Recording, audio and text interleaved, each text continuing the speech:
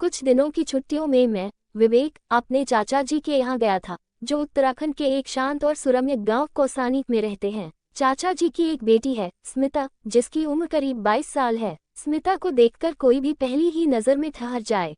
उसका साफ सुथरा गेहुआ चेहरा, गहरी काली आंखें और होठों पर ठहरी एक हल्की सी मुस्कान में ऐसी मासूमियत और आकर्षण था जो सीधे दिल को छू जाए। स्मिता का व्यक्तित्व भी उतना ही आकर्षक था जितना उसका रूप। वह न केवल सुंदर थी, बल्कि एक सजीव और हर्षित आत्मा भी थी। गांव के सभी लोग उसे बहुत पसंद करते थे। उसकी सरलता और स्नेहभाव ने उसे सबके दिलों में एक विशेष स्थान दिलाया था। वह अक्सर गांव के बच्चों के साथ खेलती, खेतों में काम करती और गांव के मंदिर में पूजा करने जाती। चाचा जी के घर में उसे देखकर ऐसा लगता था जैसे घर में कोई ताजगी और नयापन आ गया हो। मेरे आने के बाद स्मिता ने मुझे बड़े ही गर्मजोशी से स्वागत किया। उसने मुझे घर के आसपास के कुछ खूबसूरत स्थलों के बारे में बताया और फिर अगले दिन हम दोनों ने मिलकर गांव के पास के कुछ अद्भुत दृश्यों का भ्रमण करने का निर्णय लिया। कौसानी का दृश्य सच में मंत्रमुग्ध कर देने वाला था। हरियाली से लहराते हुए पहाड़, नीला आसमान और ठंडी हवाएं। मैं और स्मिता दोनों हंसी मजाक करते हुए ट्रैकिंग पर निकले। हमें ऐसा महसूस हुआ जैसे हम समय के किसी ठहरे हुए क्षण में बंधे हुए हों, जहां सिर्फ हम दोनों और प्रकृति की सुंदरता थी। स्मिता की बातें हमेशा दिलचस्प होती, लेकिन उसका शांत और सहज स्वभाव मुझे सबसे ज्यादा आकर्षित करता था। उसे देखकर ऐसा लगता था जैसे वह अपने भीतर एक गहरी समझ और संतुलन बनाए रखती हो, जो इस तेज दौड़ती दुनिया से कहीं दूर था। हम दोनों धीरे धीरे पहाड़ की ओर बढ़ रहे थे और रास्ते में स्मिता मुझे गांव की कुछ पुरानी कहानियां सुना रही थी। वह कहानियां न केवल ऐतिहासिक थीं, बल्कि उनमें जीवन के गहरे संदेश भी छिपे हुए थे। उसकी आवाज में ऐसी मिठास थी जो हर शब्द को एक नए अर्थ के साथ पेश करती थी।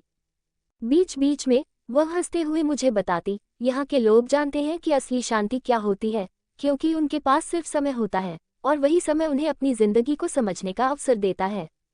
हम जैसे जैसे ऊंचाई पर चढ़ते गए, मुझे यह एहसास हुआ कि इस छोटे से गांव की सादगी में कितना गहरा सुख छिपा हुआ है। गांव के लोग बहुत मेहनत करते हैं, लेकिन उनकी आंखों में कोई तनाव या घबराहट नहीं होती। स्मिता ने बताया कि उसके लिए यहाँ का जीवन बहुत मायने रखता है। यहाँ रहने से मुझे जो सुकून मिलता है वह शहर में कभी नहीं मिल सकता, वह कहती। हम पहाड़ की चोटी पर पहुंचे, जहां से पूरा गांव और आसपास के जंगल साफ दिखाई दे रहे थे। सूरज की रोशनी ने पहाड़ों को सुनहरे रंग में रंग दिया था और हवा में एक ताजगी थी, जैसे हर एक सांस में नया जीवन समाया हो। स्मिता ने एक गहरी सांस ली और कहा, देखो, ये दृश्य हमें ये सिखाते हैं कि जीवन कितना सुंदर और अस्थायी है। हमें इसे हर पल पूरी तरह से जीने की कोशिश करनी चाहिए।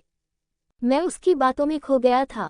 उस पल में मुझे महसूस हुआ कि स्मिता सिर्फ एक खूबसूरत लड़की नहीं थी, बल्कि एक ऐसी आत्मा थी जो जीवन के हर पहलू को गहराई से समझती थी।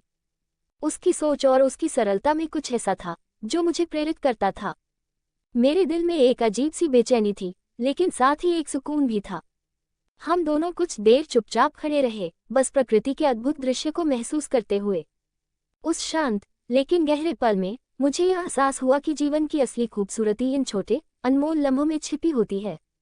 कुछ समय तक हम चुपचाप वहां खड़े रहे, लेकिन अचानक स्मिता ने अपनी आंखों में एक हल्की सी मुस्कान लाते हुए कहा, तुमने कभी सोचा है कि जीवन की असली सुख कहाँ है? मैं उसके सवाल का जवाब देने से पहले कुछ देर के लिए उस दृश्य में खो गया। पहाड़ों की चुप और हवाओं का संगीत जैसे हमें अपने भीतर की आवाज सुनने का अवसर दे रहा था। शायद यहाँ, मैंने धीरे से कहा, जहाँ हमें खुद से मिल पाने का मौका मिलता है। स्मिता ने सिर हिलाया और कुछ पल के लिए मेरी तरफ देखा। हाँ, उसने कहा, यहाँ, जब हम प्रकृति के करीब होते हैं, तब हमें अपनी असली पहचान का एहसास होता है। उसकी बातें बहुत साधारण थीं, लेकिन उनके भीतर एक गहरी सच्चाई थी। जैसे वह जीवन को पूरी तरह से समझती हो और उसे अपने आसपास की छोटी छोटी चीजों में ही आनंद मिलता हो। मुझे याद आया, जब हम गांव लौट रहे थे तो रास्ते में कई लोग हमें नमस्ते कहते हुए मिलते। गांव में एक खास सा जुड़ाव था जो आजकल शहरों में खो सा गया है। चाचा जी के घर लौटते हुए मैंने देखा कि स्मिता का चेहरा जैसे और भी अधिक प्रफुल्लित था। उसकी आंखों में एक चमक थी और वह मुझसे कह रही थी, तुम्हें यकीन है, अब तुम भी यहाँ के जीवन का हिस्सा बन सकते हो, अगर चाहो तो। मुझे ये सवाल सुनकर अजीब सा लगा। एक पल के लिए मैंने सोचा कि क्या मैं यहाँ इस शांत वातावरण में रह सकता हूँ, जहाँ सब कुछ इतना सरल और सच्चा लगता है। हम घर पहुंचे तो चाचा जी ने हमें बड़े प्यार से बुलाया। शाम का समय था और गांव में हर तरफ शांति फैली हुई थी।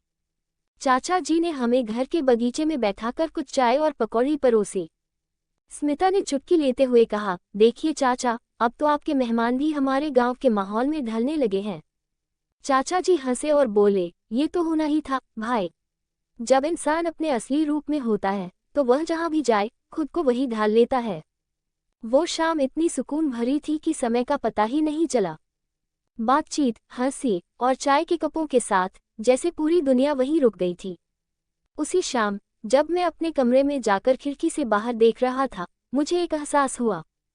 कुछ दिनों की इस यात्रा ने मेरी सोच को पूरी तरह बदल दिया था। स्मिता के साथ बिताए गए ये पल, उस गांव की शांति और उसकी गहरी बातें अब मेरे दिल में एक स्थायी छाप छोड़ गए थे। मुझे एहसास हुआ कि जीवन में कुछ ऐसे लम्हे होते हैं जो बस जीने के लिए होते हैं, बिना किसी उद्देश्य के। और शायद यही असली खुशी का रास्ता है। रात का समय था और कौसानी की ठंडी हवा ने मुझे एक अजीब सी सुकून का एहसास दिलाया। खिड़की से बाहर देखता मैंने देखा कि गांव के आसपास के पहाड़ों पर चांद की रोशनी मखमली सी बिछी हुई थी। यहाँ की रातें शहर की हलचल से बिल्कुल अलग थी, शांत, शांतिपूर्ण और गहरी। मुझे उस पल के बाद समझ में आया कि यहाँ का जीवन कितना अमूल्य है। अगले कुछ दिन मैं और स्मिता अधिक समय साथ बिताने लगे। हम गांव के आसपास की जगहों पर घूमते, मंदिर जाते और चाय की दुकानों पर बैठकर देर तक बात करते। वह मुझे गांव के विभिन्न पहलुओं के बारे में बताती, जैसे गांव में कैसे लोग एक दूसरे की मदद करते हैं, कैसे मौसम के बदलते हुए रंगों से लोग अपनी जिंदगी की छोटी छोटी खुशियां ढूंढ लेते हैं। एक दिन हम गांव के पास के एक जलप्रपात को देखने गए। रास्ते में स्मिता ने मुझे बताया कि यह जलप्रपात उसके बचपन से जुड़ा हुआ है। जब भी मुझे जिंदगी में कोई उलझन होती थी, मैं यहाँ आती थी, वह मुस्कुराते हुए कह रही थी। यहाँ की शांति और पानी की आवाज़ जैसे मुझे हर चीज़ से परे ले जाती है और फिर मैं खुद को समझ पाती हूँ। जलप्रपात के पास बैठते हुए हम दोनों देर तक चुपचाप उसकी आवाज़ सुनते रहे। पानी के गिरने की आवाज़ में जैसे समय थम सा गया था। मुझे लगा इस जगह की ताजगी और शांति ने मुझे भी एक नई दिशा दिखा दी है। स्मिता की बातें और इस प्रकृति का अनुभव मुझे एक गहरे आत्म साक्षात्कार की ओर ले जा रहे थे। शाम को जब हम वापस लौटे तो चाचा जी ने हमें घर में बुलाया। चाय के साथ चाचा जी ने गांव की कुछ और पुरानी यादें सुनाई और फिर उन विचारों में खो गए जो उनके मन में थे। वह अक्सर कहते थे, जिंदगी की असली सार्थकता उस शांति और संतुलन में है जो हम अपनी सोच और कार्यों से प्राप्त करते हैं। वह रात मुझे याद रह गई जब गांव की हवाएं, चाचा जी की बातें और स्मिता की मुस्कान जैसे सब एक साथ मिलकर मुझे अपने अंदर की एक गहरी यात्रा पर ले जा रहे थे। मुझे महसूस हुआ कि मैं इस छोटी सी जगह में अपने अस्तित्व के कुछ ऐसे पहलुओं को देख पा रहा था जिन्हें शहर में खो चुका था। अंत में जब मैं अपनी छुट्टियां समाप्त कर घर वापस लौटने लगा तो दिल में एक हल्की सी उदासी थी, क्योंकि इस खूबसूरत गांव और यहाँ की शांति को छोड़ना मुश्किल सा लग रहा था। लेकिन मैंने ये तय किया कि मैं अब इस अनुभव को अपने जीवन का हिस्सा बना लूंगा और जब भी मुझे जिंदगी में कुछ खोने या समझने की आवश्यकता होगी, मैं कौसानी की उन शांत रातों और स्मिता के साथ बिताए गए पलों को याद करूंगा। किसी ने सच कहा है, कभी कभी हमें कुछ दिनों के लिए शांति में रुकने की आवश्यकता होती है ताकि हम अपनी जिंदगी की असल दिशा को पहचान सकें। घर लौटने के बाद भी कौसानी की यादें मेरे साथ बनी रहीं। उन दिनों की ठंडी हवाएं, पहाड़ों का दृश्य और स्मिता की गहरी बातें मुझे बार बार याद आती। शहर के व्यस्त जीवन में वापस आने के बाद मुझे हमेशा ये लगता कि कुछ अधूरा सा है, कुछ खो गया है। एक सुकून जो वहाँ था, यहाँ की भीड़ भाड़ में ढूंढ पाना मुश्किल था। हर सुबह जब मैं अपने ऑफिस के काम में खो जाता, मेरी आंखों के सामने वह शांत दृश्य और स्मिता की बातें घूमती। मैंने महसूस किया कि उस छोटे से गांव ने मेरी सोच को पूरी तरह से बदल दिया था। शहर की तेज रफ्तार और जटिलताओं से बाहर निकलकर जीवन की सच्ची खुशियां कहीं और ही हैं, जैसा कि स्मिता ने कहा था, जहां हम अपनी असली पहचान को समझ पाते हैं। स्मिता से संपर्क जारी रखा था, कभी फोन पर बात करते, कभी संदेशों के जरिए। वह हमेशा मुझे अपनी जिंदगी की नई कहानियां सुनाती और मुझे लगता कि जैसे गांव की जिंदगी से जुड़े छोटे छोटे अनुभव अब मेरे भीतर एक गहरी प्रेरणा का काम कर रहे थे। एक दिन उसने मुझे एक संदेश भेजा, आज फिर जलप्रपात पर गई थी और सोच रही थी कि तुम यहाँ होते तो कितना अच्छा होता। ये जगह सचमुच किसी को भी शांत कर सकती है। ये संदेश पढ़ते हुए मुझे एहसास हुआ कि वो जगह और वो लोग मेरी जिंदगी का एक अभिन्न हिस्सा बन चुके थे। मैंने तय किया कि कुछ समय बाद फिर से कौसानी लौटकर वहाँ की शांति और उन रिश्तों का अनुभव करना चाहिए। तभी मुझे ये भी समझ में आया कि जीवन में सच्ची संतुष्टि और शांति बाहरी दुनिया में नहीं, बल्कि हमारे अंदर है। वो शांति जिसे हम अपने भीतर पा सकते हैं जैसे कौसानी की शांति ने मुझे सिखाया था। स्मिता की साधारण लेकिन गहरी बातें और चाचा जी की नजरिया जीवन के बारे में मुझे हमेशा प्रेरित करते रहे। कभी कभी हमें वही सब कुछ हासिल करने की कोशिश करने की जरूरत नहीं होती जो दूसरों के पास होता है। असली खुशी तो उन छोटे छोटे लम्हों में होती है जिन्हें हम सहेज कर रखते हैं। कौसानी की यादें, स्मिता का सरलता से भरा जीवन और चाचा जी की विचारशील बातें अब मेरे जीवन का हिस्सा बन चुकी थी। और यही एहसास था, असली यात्रा कभी खत्म नहीं होती। वह यात्रा जो हमारे भीतर चलती रहती है। समय बीतता गया और कौसानी की यादें मेरे दिल में गहरे अंकित हो गईं। फिर एक दिन जब मुझे थोड़ी छुट्टियां मिली, मैंने तय किया कि इस बार मैं केवल अपनी जिंदगी की व्यस्तता से दूर ही नहीं जाऊंगा, बल्कि एक बार फिर उसी गांव की शांति में लौटकर खुद को पूरी तरह से महसूस करूंगा। इस बार मैं केवल यात्रा करने नहीं, बल्कि उन सब चीजों को फिर से जीने का इरादा कर रहा था जो मैंने पहले अनुभव की थी। मैंने स्मिता को संदेश भेजा, इस बार जब मैं आऊंगा तो ज्यादा वक्त साथ बिताने का वादा करता हूँ। उसने खुशी से जवाब दिया, तुम तो जानते हो ये घर हमेशा तुम्हारा है, जब भी आओ स्वागत है। कौसानी पहुंचते ही वही सुकून भरी हवाएं, वही ठंडी रोशनी, वही पहाड़ों की विशालता और दूर तक फैली हरियाली मुझे अपने भीतर एक नई ताजगी का एहसास दिला रही थी। जैसे ही मैं चाचा जी के घर पहुंचा, उनका चेहरा देखकर लगा जैसे किसी ने सालों बाद परिवार के किसी सदस्य को देखा हो। विवेक, बहुत अच्छा किया जो लौट आए। ये गांव कभी किसी को निराश नहीं करता, चाचा जी ने हंसते हुए कहा।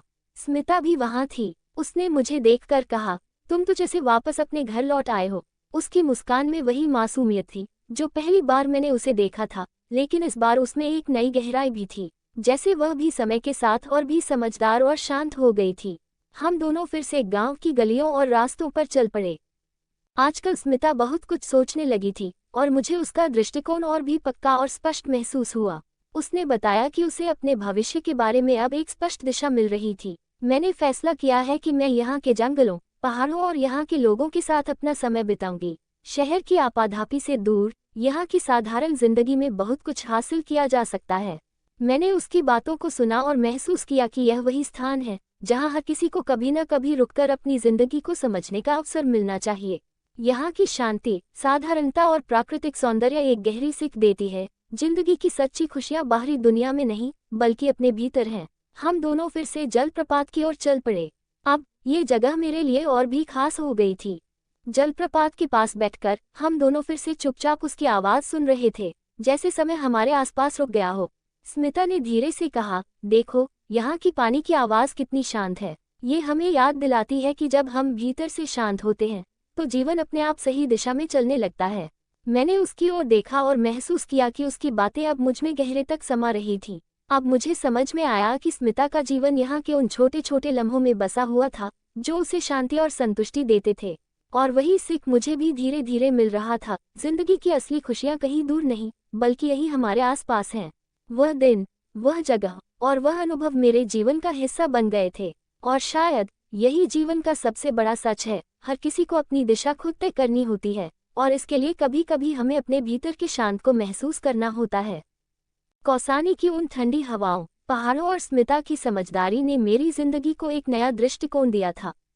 कभी कभी जीवन हमें ऐसे छोटे पल देता है जो हमें अपनी असल राह पर लाने के लिए काफी होते हैं। वह दिन कौसानी में बिताने के बाद मुझे महसूस हुआ कि जिंदगी की असली यात्रा तो बाहर नहीं बल्कि भीतर होती है। पहाड़ों की उस शांतिमा और स्मिता की सरलता ने मुझे अपने अस्तित्व को समझने का एक और तरीका सिखाया था। यह एहसास धीरे धीरे मेरे जीवन में बदलने लगा। मैं अब उस तेज भागती दुनिया को थोड़ा और ठहर कर देखने लगा था। क्या वास्तव में हमें उस बेतहाशा दौड़ में कुछ हासिल हो रहा है या हम सिर्फ दौड़ते ही जा रहे हैं? अब जब भी शहर के शोर शराबे से थक जाता, कौसानी की यादें मेरी राहत बन जाती। मन में यह विचार आता कि यहाँ के लोगों के पास समय था, लेकिन उनके पास जो चीज थी वह शायद शहर में नहीं थी, वह थी गहरी समझ और संतुलन। यही वह सीख था जो मैंने स्मिता और चाचा जी से पाया था। कुछ हफ्तों बाद मुझे एक अवसर मिला कि मैं अपने काम के कुछ हिस्सों को ऑनलाइन करना शुरू कर दूं और अपने शहर के जीवन से एक छोटे से ब्रेक के रूप में वापस कौसानी जा सकूं। यह विचार मुझे और भी आकर्षक लगा क्योंकि इस बार मैं केवल छुट्टियां नहीं मनाने जा रहा था, बल्कि खुद को फिर से ढूंढने और उन चीज़ों को समझने के लिए जा रहा था जो जीवन को असली अर्थ देती हैं।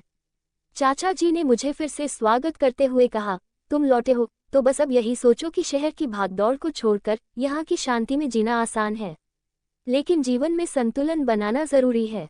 स्मिता ने भी यही कहा। अब तुम समझ गए हो न कि यहाँ की सादगी में कितनी ताकत है। ये जीवन में गहरे अर्थ की खोज में एक तरह की यात्रा है जो अंतहीन है। गांव में कुछ दिन बिताने के बाद मुझे महसूस हुआ कि जीवन का सबसे बड़ा आनंद उन साधारण लम्हों में है जिन्हें हम अक्सर नजरअंदाज कर देते हैं।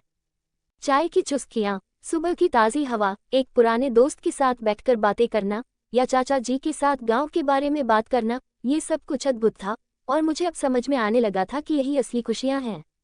अब जब मैं अपने घर लौटता तो मेरे भीतर एक नया दृष्टिकोण था।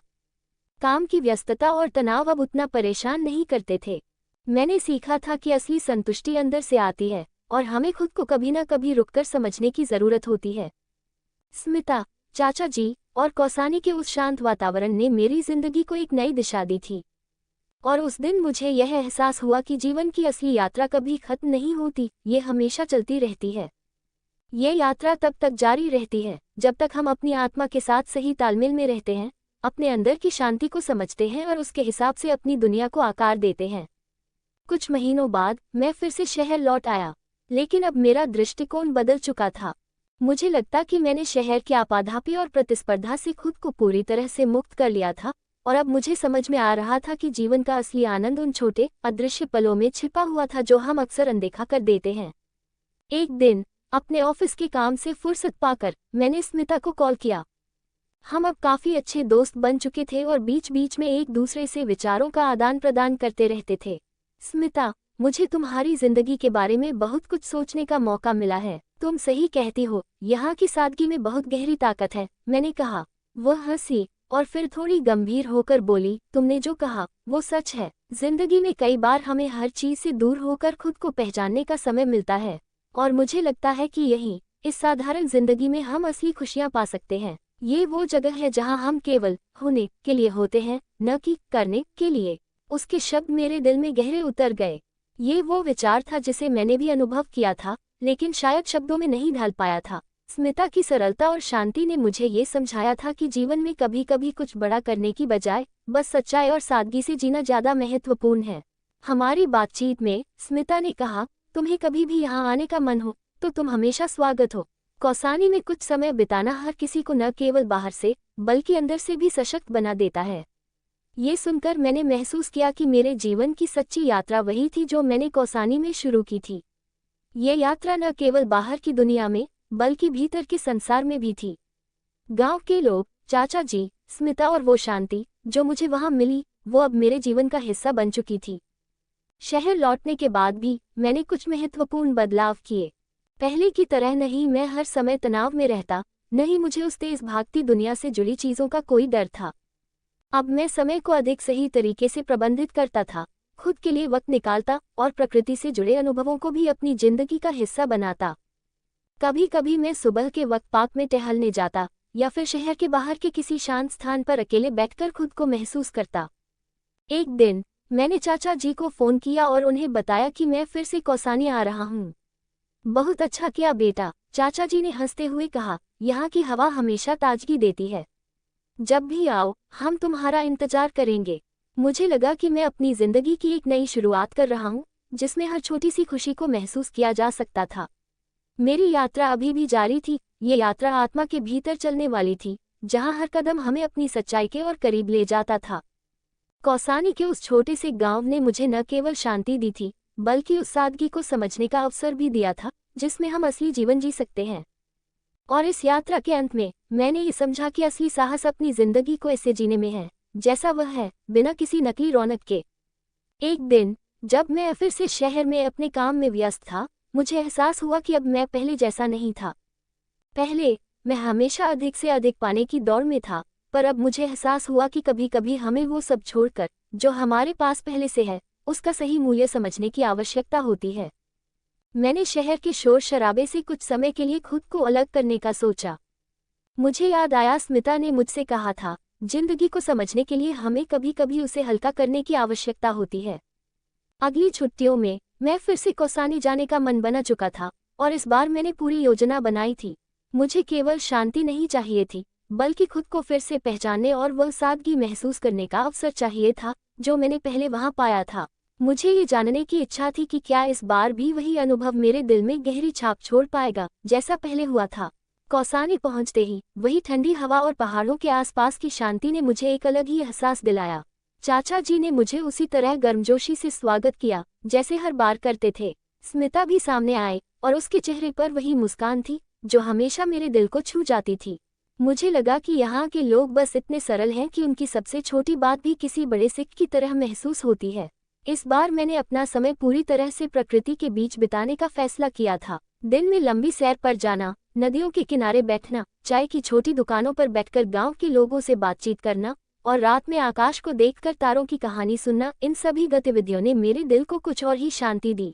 स्मिता के साथ एक शाम हम दोनों गांव के बाहर स्थित एक छोटे से मंदिर में गए जहां से पूरे गांव और आसपास के पहाड़ों का खूबसूरत दृश्य दिखाई दे रहा था। हम दोनों खड़े होकर उस दृश्य को निहार रहे थे जब स्मिता ने मुझसे कहा, तुमने कभी सोचा है कि यहाँ के लोग क्यों इतने शांत रहते हैं? मैंने उसकी ओर देखा और कहा, यहाँ शायद लोग बाहरी दुनिया की उलझनों से ऊपर उठकर अपनी जिंदगी जीते हैं। उनके लिए शांति कहीं और नहीं बल्कि उनके भीतर है। वह हंसी और फिर गंभीर होकर बोली, सही कहा तुमने। यही कारण है कि हमें अपने भीतर की आवाज को सुनने के लिए कभी न कभी रुकना ही चाहिए। हम अगर बाहर की दुनिया के शोर में खोकर रह जाएं तो हम अपनी सच्चाई को खो देते हैं। वो पल मेरे लिए गहरा अर्थ रखता था। मैंने महसूस किया कि यह छोटी सी यात्रा मेरे जीवन को पूरी तरह से बदलने के लिए पर्याप्त थी। मुझे अब ये समझ में आने लगा था कि खुशियाँ कोई बड़ी चीज नहीं है जो हम खोजने जाएं, बल्कि यह हमारी दिनचर्या में बसी होती हैं। वो छोटी छोटी बातें जो हमें सहजता से मिल जाती है अगर हम उन्हें देखने की कोशिश करें। कुछ दिनों बाद जब मैं वापस लौटने की तैयारी कर रहा था, चाचा जी और स्मिता दोनों मेरे साथ बगीचे में बैठे थे। चाचा जी ने मुस्कुराते हुए कहा, विवेक, तुम्हें हम यहाँ हमेशा याद करेंगे। ये गांव और इसकी शांति हमेशा तुम्हारे साथ रहेगी, बस इसे अपने दिल में सहेज कर रखना।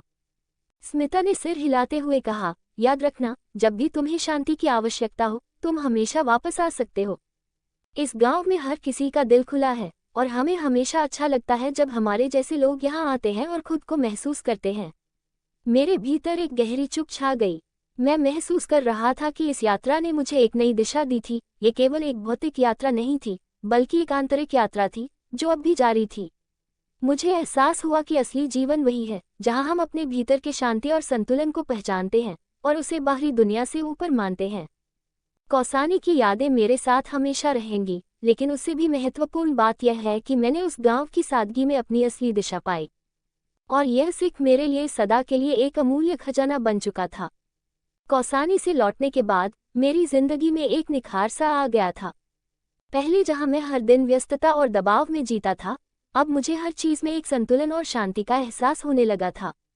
हालांकि शहर की भागदौड़ ने मुझे फिर से अपनी गिरफ्त में लिया, लेकिन अब मुझे वह शोर और दौड़ उतना परेशान नहीं करता था। जब भी मुझे अंदर से असंतुलित महसूस होता, मैं उस शांतिपूर्ण गांव की यादों में खो जाता जहां एक छोटा सा पल भी जीवन को पूरी तरह से समझने का अवसर देता था। स्मिता से हमारी बातचीत अब और भी गहरी हो गई थी। वह अब मुझे अपने गांव के नए नए पहलुओं के बारे में बताती रहती थी। एक दिन उसने मुझे लिखा, कभी कभी लगता है कि यहाँ की जिंदगी में हम जो महसूस करते हैं वही हमें सबसे ज्यादा समझाता है। ये सिर्फ हमारी दुनिया नहीं बल्कि हमारे भीतर की दुनिया को भी सिखाता है। उसके इस संदेश को पढ़ते हुए मुझे एहसास हुआ कि कौसानी में बिताए गए वे पल केवल एक यात्रा नहीं थे बल्कि एक मानसिक और आत्मिक यात्रा थे जिसने मुझे अपनी असल जरूरतों और खुशियों को पहचानने का अवसर दिया। मैं अब अपनी जिंदगी के उन पहलुओं को नजरअंदाज नहीं करता था जो पहले मैंने सिर्फ काम और सफलता के दायरे में समझे थे।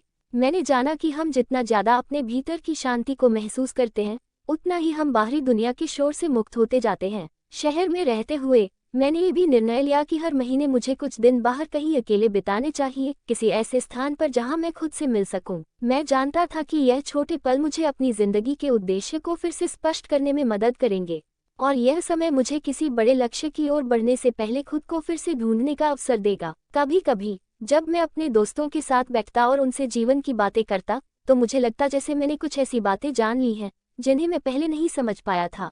मैंने उन्हें भी अपनी जिंदगी की कहानी सुनाई, कौसानी की शांति, चाचा जी की बातें और स्मिता की गहरी समझ, और वे सभी लोग मेरे अनुभवों से प्रभावित होते थे। मैंने महसूस किया कि जब हम अपनी जिंदगी के अनुभवों को साझा करते हैं तो हम न केवल अपने भीतर के ज्ञान को बाहर लाते हैं बल्कि दूसरों को भी प्रेरित करते हैं।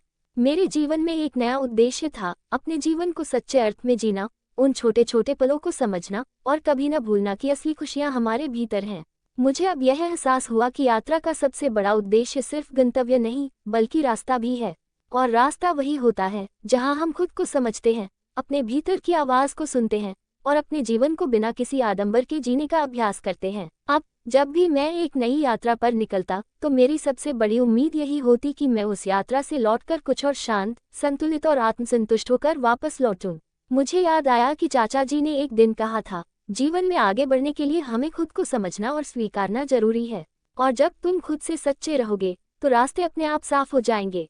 मुझे अब यकीन था कि मेरे जीवन की असली यात्रा शुरू हो चुकी थी, वह यात्रा जो मुझे अपने भीतर की शांति और संतुलन से जोड़ने की थी। और इस यात्रा में सबसे महत्वपूर्ण बात यही थी कि मैं हर दिन उस शांति की ओर एक कदम और बढ़ रहा था जो मैं पहले कभी महसूस नहीं कर पाया था।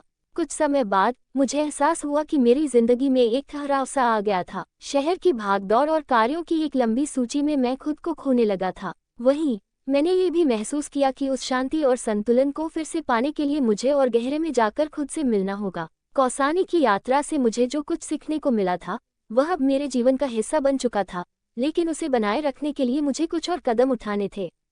एक दिन ऑफिस से वापस आते हुए मैंने सोचा कि क्यों न अब पूरी तरह से एक ऐसा कदम उठाया जाए जो मेरी उस आंतरिक यात्रा को और आगे बढ़ा सके। मैंने तय किया कि मैं कुछ महीनों के लिए एक छोटे से गांव में रहूंगा जहां मैं अपने विचारों को और गहराई से समझ सकूं और जीवन के असली उद्देश्य को तलाश सकूं। जैसे कि स्मिता ने कहा था, खुद को जानने के लिए कभी कभी हमें हर रोज की जिंदगी से बाहर निकलकर सोचने की जरूरत होती है। कुछ ही हफ्तों बाद मैंने सब कुछ तैयार किया और कौसानी के पास एक और छोटे गांव की ओर रुख किया। इस बार मेरा उद्देश्य केवल ब्रेक लेना नहीं था बल्कि खुद को पूरी तरह से समझने और आंतरिक शांति की तलाश में जुटने का था। वहां एक साधारण घर में जिसमें बगीचा था और चारों ओर हरियाली फैली हुई थी, मैंने अपने जीवन को फिर से देखा। मैंने तय किया कि अब मैं कुछ समय बिना किसी बाहर की शोरगुल के अपने विचारों और भावनाओं से जूझूंगा। वह जगह, वह शांत वातावरण मेरे लिए फिर से एक नया अनुभव था। अब मैं रोज सुबह जल्दी उठकर आसपास के पहाड़ों और जंगलों में चलने जाता। प्रकृति के बीच धीरे धीरे मैंने महसूस किया कि मेरी सोच और दृष्टिकोण और भी स्पष्ट हो रहे थे। एक दिन जब मैं जंगल में टहलते हुए एक छोटी सी नदी के किनारे बैठा था, मुझे एक अजीब सा अनुभव हुआ। नदी के बहते पानी की आवाज सुनते हुए मैंने महसूस किया कि जैसे जीवन में हर चीज का अपना रास्ता और समय होता है। नदी को देखता हुआ मैंने जाना कि जैसे पानी अपने रास्ते पर बहता रहता है, वैसे ही जीवन भी हमें अपनी दिशा दिखाता है अगर हम उसे स्वीकृति दें। स्मिता से हमारी बातचीत अभी भी जारी थी। एक दिन उसने मुझे एक संदेश भेजा, कभी सोचा है कि इस समय तुम्हारी जिंदगी में सबसे ज्यादा क्या महत्वपूर्ण है? मैं जानती हूँ कि तुम खुद से यह सवाल कर रहे हो और यह वही पल है जहाँ तुम्हारी यात्रा को एक नई दिशा मिल सकती है। उसका संदेश मेरे दिल में गहरे उतर गया। ये सवाल मुझे बहुत समय से परेशान कर रहा था, लेकिन मैंने कभी उसे इतने गहरे तरीके से नहीं पूछा था। क्या असल में मेरी जिंदगी का उद्देश्य सिर्फ काम करना और बाहर की दुनिया में पहचान बनाना था, या फिर मुझे उन छोटे छोटे पलों में शांति और संतुष्टि खोजनी चाहिए जो हम अक्सर नजरअंदाज कर देते हैं? मुझे याद आया कि चाचा जी ने कहा था, जो कुछ भी हम करते हैं उसका सबसे बड़ा उद्देश्य हमारी आत्मा की शांति और संतुलन होता है। जब हम अपने भीतर के सच्चे उद्देश्य को समझते हैं तो बाहरी दुनिया में संघर्ष भी हमारे लिए साधारण हो जाता है। इस विचार ने मुझे पूरी तरह से बदल दिया। मैंने सोचा कि असली यात्रा सिर्फ बाहर की नहीं बल्कि भीतर की है। ये वह यात्रा है जहां हम खुद को समझने की कोशिश करते हैं और अपनी सच्चाई को स्वीकारते हैं। अब जब मैं उन पहाड़ियों और घाटियों के बीच था, मुझे महसूस हो रहा था कि मैंने असल में जीवन का उद्देश्य समझ लिया था। यह उद्देश्य न तो किसी बड़ी पहचान बनाने में था, न किसी बाहरी सफलता में, बल्कि यह मेरे भीतर की शांति और संतुष्टि में था। अब जब मैं शहर लौटता तो मेरा दृष्टिकोण पूरी तरह बदल चुका था। मैं जानता था कि मुझे उन छोटे छोटे लम्हों में खुशियां और संतुष्टि ढूंढनी है जो हमें बाहर नहीं बल्कि हमारे भीतर मिलती हैं।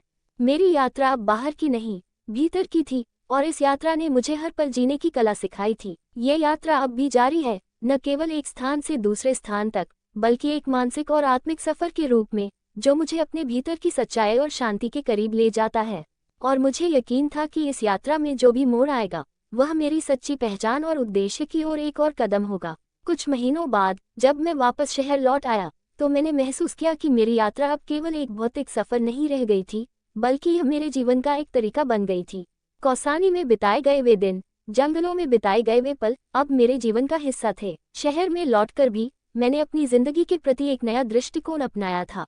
अब जब भी काम का बोझ बढ़ता या तनाव महसूस होता, मैं खुद को उस शांति में लेकर चला जाता जो मैंने पहाड़ों और गांव में महसूस की थी। अब मैं काम में भी एक संतुलन बनाए रखता था। पहले जहां मैं दिन रात काम में डूबा रहता था, वहीं अब मैंने अपनी दिनचर्या में समय निकाला था। रोजाना सुबह की ताजगी को महसूस करने के लिए टहलने जाना, कुछ समय खुद के लिए रखना और हर दिन एक छोटा सा पल शांति में बिताना। ये छोटे कदम मेरे जीवन में बड़े बदलाव लाए थे। मैंने सीखा था कि सच्ची सफलता सिर्फ बाहरी उपलब्धियों में नहीं, बल्कि भीतर की संतुष्टि में होती है। स्मिता से हमारी बातचीत अब और गहरी हो गई थी। वह अक्सर मुझे लिखती, क्या तुमने कभी सोचा है कि इस तेज दौड़ते समय में लोग अपनी आंतरिक शांति क्यों खो देते हैं? हम लगातार बाहरी दुनिया से प्रभावित होते रहते हैं, लेकिन हमें याद रखना चाहिए कि असली शांति भीतर से आती है। उसके शब्दों में मुझे वही सादगी और गहराई महसूस होती जो मैंने कौसानी में देखी थी। वह अब मुझे न केवल शांति की ओर, बल्कि अपने जीवन के उद्देश्य को समझने की ओर भी मार्गदर्शन करती थी। मैं अब समझने लगा था कि हम सभी अपनी यात्रा पर होते हैं, कभी बाहर की दुनिया की ओर, कभी भीतर की तरफ। और जो हमें सबसे ज्यादा चाहिए वह बाहर नहीं, बल्कि भीतर ही है। एक दिन जब मैं अपनी बालकनी में बैठा था और सामने से गुजरते हुए लोगों को देख रहा था, मुझे समझ में आया कि सभी लोग अपनी अपनी दुनिया में व्यस्त हैं, लेकिन कितने ही लोग हैं जो खुद से अनजान हैं, जो अपनी आंतरिक शांति की तलाश में नहीं हैं। यह विचार मुझे झकझोर गया। मुझे एहसास हुआ कि यह समय मेरे लिए और दूसरों के लिए एक संदेश देने का था। मैंने तय किया कि मुझे अपनी यात्रा के अनुभवों को साझा करना चाहिए। इस विचार ने मुझे प्रेरित किया कि मैं एक किताब लिखूं, जिसमें अपने अनुभवों को, उस यात्रा को और उन सीखों को लिख सकूं जो मैंने सीखी थी। ये किताब न केवल मेरे लिए, बल्कि उन लोगों के लिए भी हो सकती थी जो बाहर की दुनिया में खोकर अपनी आंतरिक शांति और संतुलन को भूल चुके थे। कुछ समय बाद मैंने अपनी किताब लिखने की प्रक्रिया शुरू की। मैंने अपनी जिंदगी के उन पलों को दर्ज किया जो मुझे सबसे ज्यादा सिखाने वाले थे। कौसानी की यात्रा, चाचा जी की बातें, स्मिता की गहरी समझ और उस शांति की खोज जो मैंने पहाड़ों में पाई थी। जब किताब पूरी हुई तो मुझे लगा जैसे मेरी यात्रा का एक नया अध्याय शुरू हो चुका था। इस किताब को प्रकाशित करते हुए मैंने यही उम्मीद की थी कि यह न केवल मेरे लिए, बल्कि उन सभी के लिए एक प्रेरणा बन सके जो जीवन में शांति और संतुलन की तलाश कर रहे थे। अब जब भी मैं अपनी किताब के बारे में सोचता, मुझे वह यात्रा याद आती जो मैंने पहले कौसानी से शुरू की थी। यह यात्रा अब तक खत्म नहीं हुई थी, यह अब एक निरंतर बढ़ने वाली यात्रा बन चुकी थी जो मुझे हर दिन नए दृष्टिकोण और नई समझ देती थी। और फिर एक दिन जब मैं कौसानी में अपने चाचा जी के पास वापस गया तो चाचा जी ने मुस्कुराते हुए कहा, तुमने अपना रास्ता ढूंढ लिया है विवेक। तुम अब जानते हो कि असली यात्रा कहाँ होती है, और यह यात्रा सिर्फ बाहर नहीं बल्कि भीतर भी है। उनकी बातें मेरे दिल में गहरे उतर गईं। मुझे अब ये समझ में आ गया था कि जीवन का असली उद्देश्य केवल बाहरी सफलता और पहचान में नहीं, बल्कि अपनी आंतरिक शांति और संतुलन को ढूंढने में है। और यह यात्रा कभी खत्म नहीं होती, ये निरंतर चलती रहती है, हमें हर पल नया कुछ सिखाती है और हमें हमारे असली स्वभाव से जोड़ती है। मेरी यात्रा अब एक नई दिशा में थी। ये यात्रा खुद को पहचानने, अपने भीतर की शांति को स्वीकारने और हर दिन को पूरे मन से जीने की यात्रा थी। कुछ साल बीत गए और मेरी जिंदगी में कई बदलाव आए। मैंने अपनी किताब के जरिए जो संदेश देने की कोशिश की थी, वह धीरे धीरे लोगों तक पहुंचने लगा था। मुझे बहुत से लोग मिलते जिन्होंने मुझे बताया कि मेरी किताब ने उन्हें उनके जीवन की दिशा बदलने में मदद की। ये सुनकर मुझे ऐसा लगता जैसे मेरी यात्रा का उद्देश्य और भी स्पष्ट हो गया हो। मुझे समझ में आया कि एक साधारण जीवन जीने और अपनी आंतरिक शांति को समझने की यात्रा केवल मेरी नहीं थी, बल्कि यह हर किसी की यात्रा हो सकती है अगर हम उसे अपना लें। लेकिन उस यात्रा का एक और पहलू था जो मैंने शायद पहले नहीं सोचा था। ये पहलू था साझा करना। पहले मुझे लगता था कि यह सब केवल एक व्यक्तिगत अनुभव है जो केवल मैं ही समझ सकता हूँ, लेकिन जैसे जैसे मैंने अधिक लोगों से मिलकर उनकी कहानियां सुनी, मुझे एहसास हुआ कि हम सभी के अनुभव कुछ न कुछ समान होते हैं। हर व्यक्ति किसी न किसी रूप में अपने भीतर की शांति और संतुलन की तलाश में होता है, और यही वह पहलू था जो मुझे दूसरों से जोड़ता था। एक दिन मैं अपने चाचा जी के पास वापस गया था। चाचा जी ने मुझसे पूछा, विवेक तुम अब बहुत बदल गए हो। क्या तुम सोचते हो कि तुम्हारी यात्रा खत्म हो चुकी है? मैं हंसते हुए बोला, नहीं चाचा जी, यात्रा कभी खत्म नहीं होती। ये सिर्फ एक नया मोड़ लेती है। चाचा जी मुस्कुराए और बोले, तुम सही कहते हो। यात्रा एक निरंतर प्रक्रिया है, लेकिन अब तुमने जो कुछ सीखा है उसे दूसरों तक पहुंचाना तुम्हारा अगला कदम होना चाहिए। उस समय मुझे समझ में आया कि यह वह क्षण था जब मुझे अपनी यात्रा को एक नए रूप में आगे बढ़ाना था। ये केवल अपनी शांति और संतुलन की खोज नहीं थी, बल्कि अब दूसरों को भी इस यात्रा का हिस्सा बनाना था ताकि वे भी अपनी आंतरिक शांति को महसूस कर सकें। मैंने तय किया कि अब मैं लोगों को जीवन की सादगी और शांति के बारे में और अधिक बताने के लिए कार्यशाला आयोजित करूंगा। मैंने शांति की खोज नामक एक कार्यक्रम शुरू किया, जिसमें मैं उन लोगों को अपने अनुभवों से जोड़ने की कोशिश करता जो अपनी जिंदगी में उलझे हुए थे। ये कार्यशाला बहुत ही सरल थी, जिसमें मैं लोगों से उनके खुद के अनुभवों को साझा करने के लिए कहता और फिर हम एक साथ मिलकर उन छोटे छोटे कदमों की बात करते जो उन्हें अपने जीवन में शांति लाने में मदद कर सकते थे। मेरे जीवन में एक नया उद्देश्य था। अब मुझे महसूस हुआ कि मेरी यात्रा का सबसे बड़ा फल दूसरों की मदद करने में छिपा था। जब मैंने देखा कि लोग अपनी समस्याओं और संघर्षों को साझा करते हैं और फिर उन संघर्षों के बावजूद वे आंतरिक शांति और संतुलन को प्राप्त करने की कोशिश करते हैं, तो मुझे लगता था कि मैं अपनी यात्रा में सही दिशा में जा रहा हूँ। इस नए कदम ने मुझे ये भी सिखाया कि जब हम अपने अनुभवों को साझा करते हैं तो न केवल हम दूसरों की मदद करते हैं, बल्कि खुद भी उस यात्रा में और गहरे जा सकते हैं। मेरे जीवन का उद्देश्य अब एक समुदाय बनाने का था जो खुद को और अपनी असली जिंदगी को समझ सके, बिना किसी बाहरी दबाव या दुनिया की उम्मीदों के। समाप्ति का कोई सवाल नहीं था, क्योंकि जीवन का अर्थ तो निरंतरता में ही था। मैंने सीखा था कि यात्रा की असल खूबसूरती हर दिन में बसी हुई है, और जितनी बार हम इसे दोहराते हैं उतनी बार हम खुद को और दूसरों को एक नई रोशनी में देख सकते हैं। कौसानी की वो छोटी सी यात्रा अब मेरे जीवन का सबसे अहम हिस्सा बन चुकी थी, और वो शांति जो मैंने वहां महसूस की थी वह अब मेरे हर कदम में बसी हुई थी। मैं जानता था कि असली यात्रा बस एक कदम की दूरी पर है, हमारे भीतर। कुछ समय बाद जब मेरा कार्यक्रम और किताब दोनों ही लोगों के बीच लोकप्रिय हो गए, मैंने महसूस किया कि यह केवल मेरे लिए नहीं, बल्कि उन सभी के लिए था जो आत्मा की शांति और संतुलन की खोज में थे। लोगों से मिलते हुए मैंने देखा कि हर किसी की अपनी कहानी होती है। किसी को अपने रिश्तों से शांति की आवश्यकता थी, किसी को अपने करियर में संतुलन चाहिए था, और किसी को बस खुद से मिलने की कोशिश करनी थी।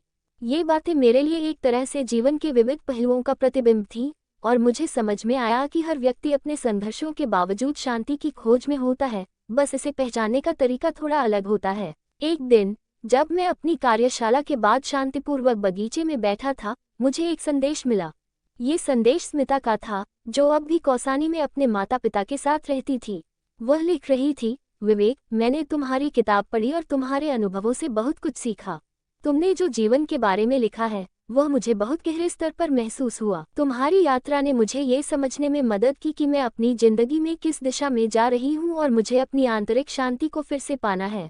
उसका संदेश मुझे एक नई रोशनी की तरह महसूस हुआ। मैंने जवाब में लिखा, स्मिता, तुमने जो लिखा वह मेरे लिए बहुत मायने रखता है। हम सभी की यात्रा अलग होती है, लेकिन जो कुछ भी हमें शांति और संतुलन की ओर ले जाता है वह असल में हमें हमारी सच्चाई से जोड़ता है।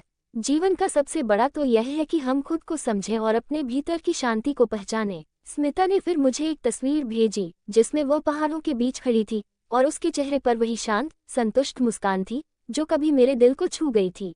वह चित्र मेरे लिए एक संकेत था कि वह भी अब अपने जीवन को एक नए दृष्टिकोण से देख रही थी। मुझे ये देखकर बहुत खुशी हुई कि उसकी यात्रा भी अपनी सही दिशा में जा रही थी। कुछ समय बाद जब मैं कौसानी वापस गया तो चाचा जी ने मुस्कुराते हुए कहा, तुमने इस गांव के लिए कुछ खास किया है विवेक। तुम्हारी किताब और तुम्हारी सोच ने न केवल तुम्हारी जिंदगी को बदल दिया, बल्कि यहाँ के कई लोगों की सोच को भी बदल दिया है। मैंने सिर झुकाकर कहा, ये सब आपके आशीर्वाद और इस जगह की शांति की वजह से ही संभव हो पाया है। चाचा जी ने फिर कहा, तुमने जो सीखा है उसे साझा करना बहुत जरूरी है। ये यात्रा कभी खत्म नहीं होती, ये तो बस एक नई दिशा में आगे बढ़ने का नाम है, और जितना ज्यादा हम इसे दूसरों तक पहुंचाते हैं उतनी ही हमारी यात्रा गहरी होती जाती है। चाचा जी के शब्द मेरे दिल में गहरे उतर गए। मैंने महसूस किया कि जब हम अपनी आंतरिक शांति को स्वीकारते हैं तो न केवल हम अपने जीवन को बेहतर बना सकते हैं, बल्कि हम दूसरों की जिंदगी में भी बदलाव ला सकते हैं। अब मेरा उद्देश्य और भी स्पष्ट हो गया था। मैं सिर्फ खुद को ही नहीं, बल्कि उन सभी को भी इस यात्रा में शामिल करना चाहता था। ये सफ़र अब मेरे लिए न केवल एक व्यक्तिगत अनुभव था, बल्कि एक सामाजिक पहल बन चुका था। मैं जानता था कि अपनी आंतरिक शांति और संतुलन को पाकर ही हम बाहरी दुनिया में भी शांति ला सकते हैं। और यही था मेरा अगला कदम, समाज को जागरूक करना कि वे अपने भीतर की शांति को पहचानें और उसे अपनाएं। यही मेरे जीवन की सबसे बड़ी सीख थी। जिंदगी का असल अर्थ बाहरी परिस्थितियों में नहीं, बल्कि हमारे भीतर ही है। जब हम खुद को समझते हैं और अपने भीतर की शांति को महसूस करते हैं, तो जीवन अपने आप आसान और संतुलित हो जाता है। इस यात्रा ने मुझे ये समझाया था कि जीवन की सच्ची यात्रा भीतर से शुरू होती है, और इसे हम जितना ज़्यादा दूसरों से साझा करते हैं, उतनी ही यह यात्रा गहरी और खूबसूरत बनती जाती है। कुछ सालों बाद, जब मैं समाज के बीच अपना संदेश फैलाने में सफल हो चुका था, मुझे एहसास हुआ कि जीवन में कभी भी किसी चीज़ की शुरुआत या अंत नहीं होता। यह एक निरंतर यात्रा है, जो हर दिन हमें कुछ नया सिखाती है।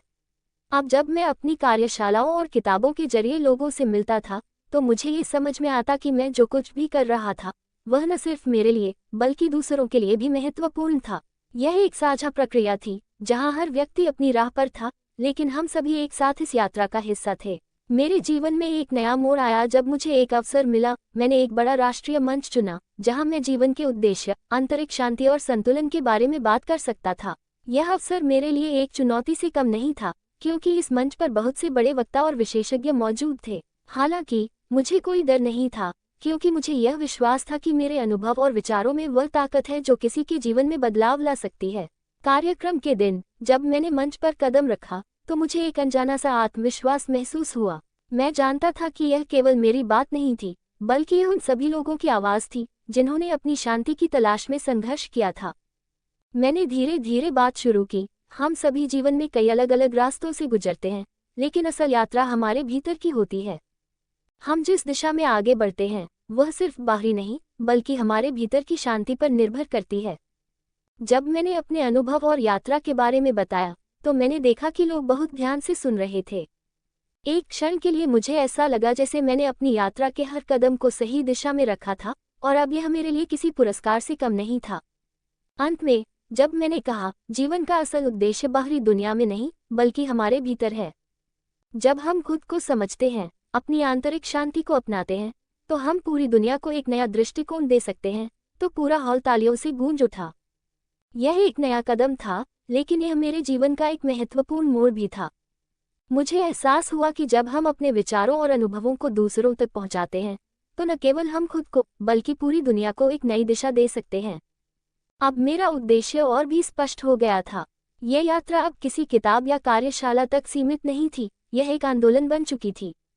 एक आंदोलन जो आत्म साक्षात्कार, आंतरिक शांति और जीवन के वास्तविक उद्देश्य के बारे में जागरूकता फैलाने का था।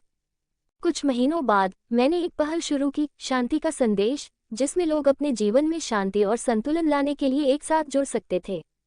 ये पहल एक समुदाय बन गई, जिसमें लोग न केवल जीवन के बारे में अपनी राय और विचार साझा करते थे, बल्कि वे एक दूसरे की मदद भी करते थे, ताकि वे अपनी आंतरिक शांति को पा सकें। इस पहल ने मुझे ये सिखाया कि असली ताकत एक व्यक्ति में नहीं, बल्कि पूरे समुदाय में होती है। जब हम एक दूसरे से जुड़ते हैं, तो हम एक सशक्त और शांतिपूर्ण समाज बना सकते हैं। अब जब मैं किसी कार्यशाला या कार्यक्रम में जाता हूँ, तो मुझे यह नहीं लगता कि मैं सिर्फ कुछ सिखा रहा हूँ, बल्कि मुझे यह एहसास होता है कि मैं एक यात्रा पर हूँ, जहाँ हम सभी एक साथ चल रहे हैं, अपने अपने अनुभवों से कुछ नया सीख रहे हैं। इस यात्रा का सबसे सुंदर पहलू ये था कि यह कभी समाप्त नहीं होती, बल्कि हम हर दिन एक नए रास्ते पर चलकर खुद को और दूसरों को और बेहतर बना सकते हैं। चाचा जी ने एक बार मुझसे कहा था, तुमने जो कुछ सीखा, उसे कभी न भूलना, और दूसरों को भी उस दिशा में ले जाने का प्रयास करो।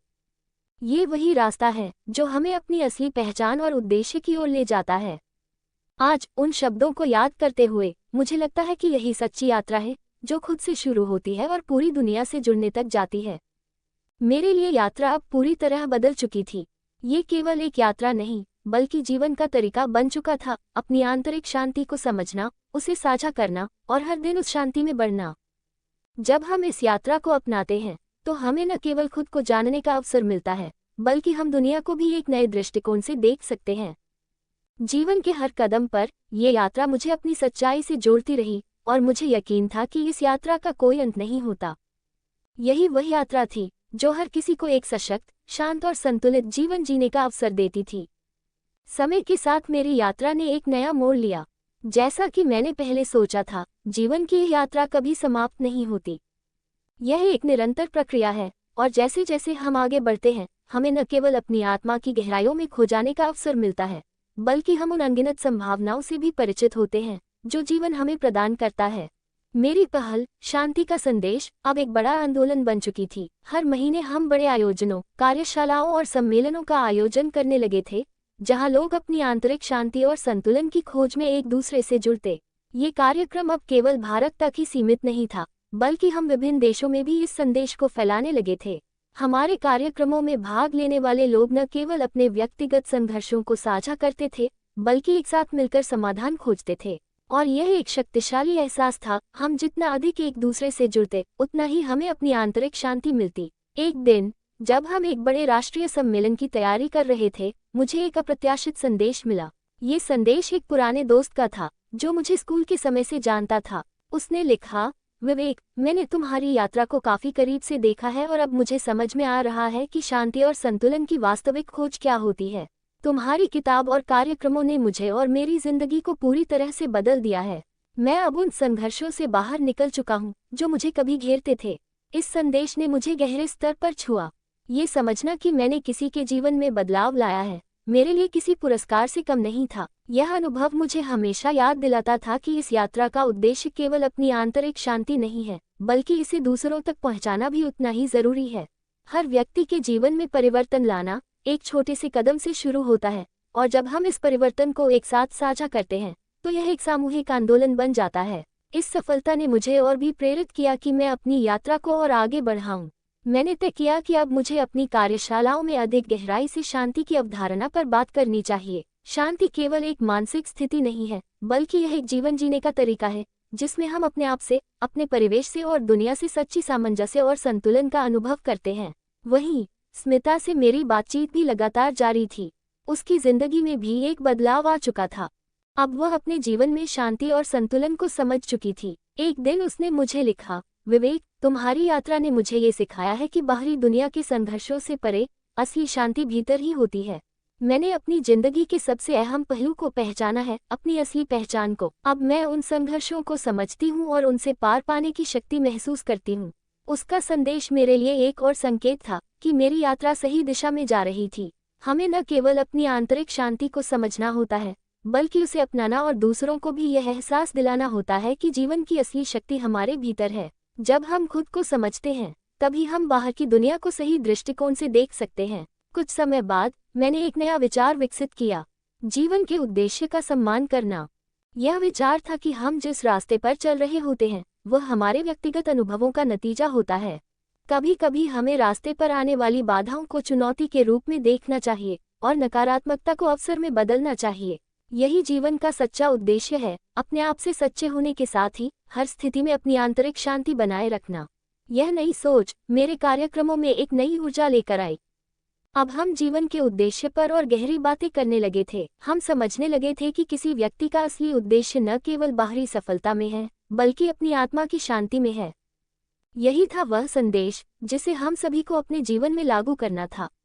आज जब मैं पीछे मुड़कर देखता हूँ, तो मुझे लगता है कि जीवन की असली यात्रा उस दिन शुरू हुई थी जब मैंने कौसानी में चाचा जी की बातें सुनी थी और मैंने उस शांति को महसूस किया था जिसे मैंने पहले कभी नहीं समझा था।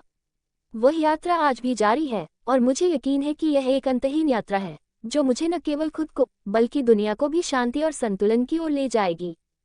ये यात्रा न केवल मेरे लिए बल्कि हर उस व्यक्ति के लिए थी जो अपने जीवन में संतुलन, शांति और उद्देश्य की खोज कर रहा था। कुछ सालों के बाद जब मैं अपनी यात्रा के अनुभवों और कार्यों को अधिक विस्तार से देखने लगा, तो मुझे एहसास हुआ कि जीवन एक अद्वितीय समर्पण की प्रक्रिया है। हम सब अपनी अपनी राह पर चलते हैं, लेकिन किसी न किसी मोड़ पर हमें ये समझ में आता है कि हम एक दूसरे से जुड़े हुए हैं और हमारी यात्रा का उद्देश्य केवल व्यक्तिगत शांति हासिल करना नहीं, बल्कि पूरी दुनिया में शांति और संतुलन का प्रसार करना है। मेरे कार्यक्रम और विचार अब एक वैश्विक स्तर पर फैलने लगे थे। मैं न केवल भारत बल्कि दुनिया के कई हिस्सों में शांति, संतुलन और आत्म साक्षात्कार पर कार्यशालाओं का आयोजन करने लगा। इस प्रक्रिया में मुझे यह महसूस हुआ कि जैसे जैसे मैं अपने अनुभवों को लोगों के साथ साझा करता, वैसे वैसे मेरी यात्रा और भी गहरी हो रही थी। हर व्यक्ति की अलग अलग कहानी थी, लेकिन हम सभी एक ही बात पर एकमत थे, शांति और संतुलन प्राप्त करना जीवन का असली उद्देश्य है। एक दिन मैंने एक इंटरनेशनल सम्मेलन में भाग लिया, जिसमें मैं शांति और मानसिक स्वास्थ्य पर अपने विचार रख रहा था। वहां दुनिया भर के मनोवैज्ञानिक, समाजसेवी और जीवन के विभिन्न पहलुओं पर काम करने वाले लोग उपस्थित थे। जब मेरी बारी आई तो मैंने शांति के महत्व को इस तरह से समझाया, हमारा जीवन बाहरी दुनिया से कहीं अधिक हमारी आंतरिक दुनिया पर निर्भर करता है। हम अपने अनुभवों, संघर्षों और जटिलताओं से गुजरते हैं, लेकिन असली शांति तब आती है जब हम अपनी आंतरिक यात्रा को समझने लगते हैं। शांति केवल एक मानसिक स्थिति नहीं है, बल्कि यह एक जीवन जीने का तरीका है। ये हमारी सोच, हमारी भावनाओं और हमारे कार्यों में है। मुझे ये देखकर बहुत संतोष हुआ कि वहाँ उपस्थित लोग मेरी बातों से प्रभावित हुए। कई लोगों ने मुझसे व्यक्तिगत रूप से बातचीत की और अपनी यात्रा के बारे में साझा किया। यह अनुभव मुझे और भी प्रेरित कर गया, क्योंकि ये दर्शाता था कि जीवन के हर पहलू में परिवर्तन लाने की क्षमता हम सभी के भीतर है, बस हमें उसे पहचानने की आवश्यकता है। मेरे अनुभव और कार्यक्रमों ने दुनिया भर के कई लोगों को प्रभावित किया था। मैंने महसूस किया कि यह केवल मेरे लिए नहीं था, बल्कि यह हमारे समग्र समुदाय की यात्रा थी। जब हम अपनी आंतरिक शांति को अपनाते हैं, तो हम न केवल खुद को बदलते हैं, बल्कि हम उस परिवर्तन को समाज में भी लाते हैं।